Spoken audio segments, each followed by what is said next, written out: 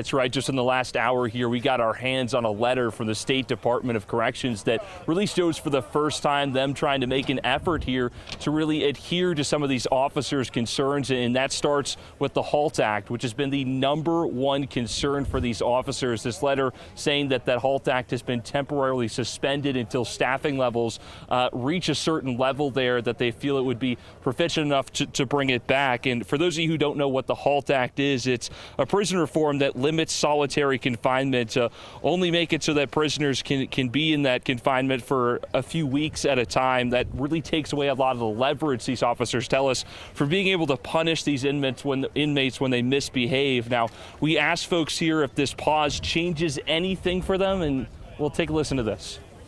No, we don't want it temporary because you're going to come back in 2 weeks and reinstitute it, and then we did all this for nothing. We're not punching bags and we're not stabbing dummies, right? That's not very reassuring for all of us. We don't want to walk back in there and things revert right back. We're out here not for next week to change, but for 5, 10, 20 years to change.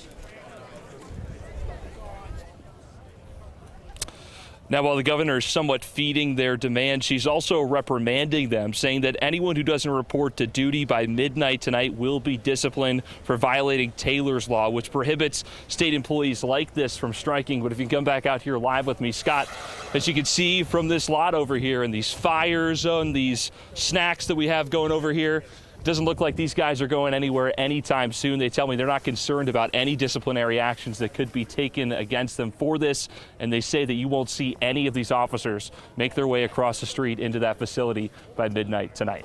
On your side and live in Attica tonight, Andy Payton, Channel 2 News. Yeah, Andy, looks like they're dug in for the long haul. Appreciate that report out there in the cold weather.